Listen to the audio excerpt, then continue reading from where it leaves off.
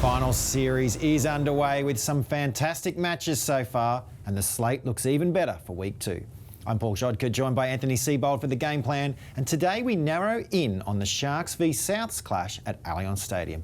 Both teams have one key player that can make or break their performances. Seibs, let's start with Nicho Hynes. He's been a revelation for the Sharks this year, and despite going down in Golden Point on the weekend, he was sensational in a losing outfit. Yeah, he was one of the best players on the field in a losing team. Nicho Hynes has been a real superstar for the Cronulla Sharks in 2022, and there's a couple of ways he plays. He's got a really good combination with Matt Moreland and also Will Kennedy. So there's Matt Moreland as the first receiver. Nicho's the second receiver, and this is to their left-hand side. So he'll play sometimes as a first receiver, sometimes as a second receiver. Both of those players have been fullbacks in a previous team. So as I let the play unfold, one of the things I like about Nicho Hynes, he's got great vision. So there he is around the corner. One of the things he's trying to do is he's trying to turn the corner and preserve the space so they create a 3v2 situation. So you can see the three Cronulla Sharks attacking players versus 1-2 defenders for the North Queensland Cowboys. Now, Nicho Hynes does a great job. He squares up, preserves the space. So now he's got two options. It creates a mismatch. You've got Siva Talakai running into the hole inside Kyle Fout. But if Nicho wanted to, he's got the winger to pass the ball to as well. So really good ball playing ability and squaring up to preserve the space from Nicho Hynes, the Sharks halfback. Now this time, we said before he was second receiver, this time he's first receiver to the right-hand side. So again, one of the things I like about Nicho Hynes is his ball playing and decision making. You'll see there's a situation where they've got Will Kennedy, he can go inside shoulder or outside shoulder of Leilua. And what happens is Leilua actually turns his eyes in on Nicho Hynes. So there's two options for him to play to. He can play to either of those two Sharks players. Picks the right option because he sees Leilua's eyes, square up on him, and he makes the right play. So really good ball playing ability from Nicho Hynes. First receiver sometimes, second receiver at other times. The other thing he does, and this is a few weeks ago against the opposition this weekend, the Bunnies, he sets himself up in Golden Point for a field goal. You can see the pressure that's coming from all these South Sydney Rabbitohs players. But Nicho Hynes, on the 20-metre line there, nails the field goal, gets the 2 points for the Cronulla Sharks, and that was integral to them finishing in second position. So Nicho Hynes, a real superstar for the Sharks this year. Absolutely, and the man that would be tasked with taking the game back to Cronulla, more than any other, of course, is Latrell Mitchell. He single-handedly took control of the elimination semi-final last Sunday, and he has the power and the skill to do it again here. Yeah, what an outstanding player. Like, he was a real dominant force on Sunday afternoon against the Roosters.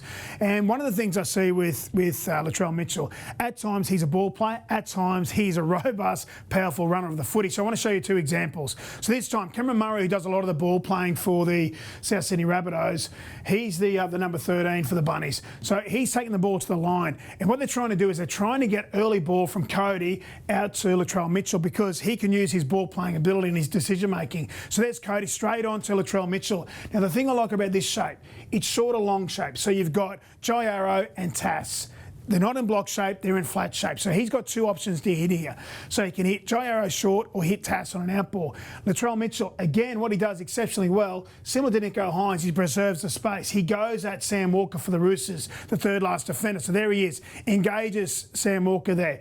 Hits Tass on an outball. He gets on the outside of Momorowski, and we know what Alex Johnson does. He just finishes tries on that left-hand side edge. So really good ball playing ability. Now this time, this is his running ability. When you get Latrell Mitchell one-on-one with a centre, he is hard to handle. So Cody Walker does a good job to start with. Okay, he squares up. Jai Arrow, his job is to turn in Sam Walker, the third last defender there for the Roosters team.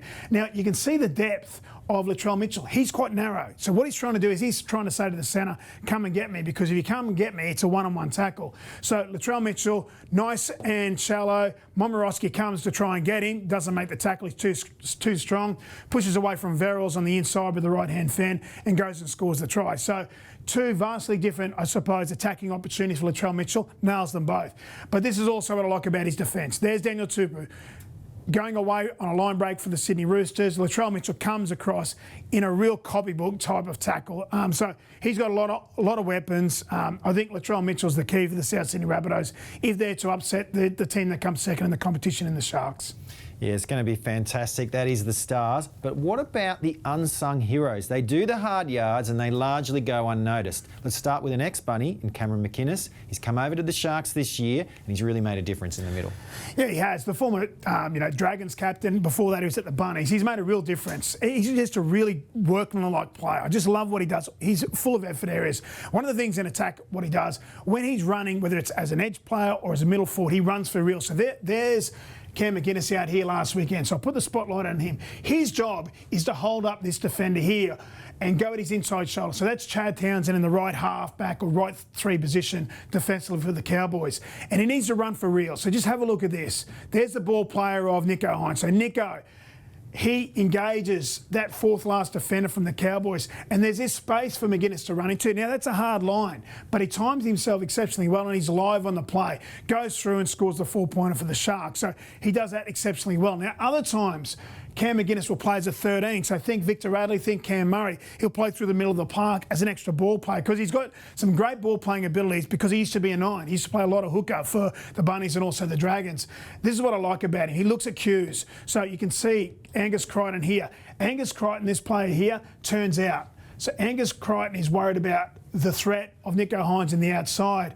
And Cam McInnes sees the space, show and go, goes through and scores the try. So Cam McInnes, real workman-like player for the Sharks, full of effort areas defensively, but he had some real, I suppose, potency to the Sharks attack also in 22.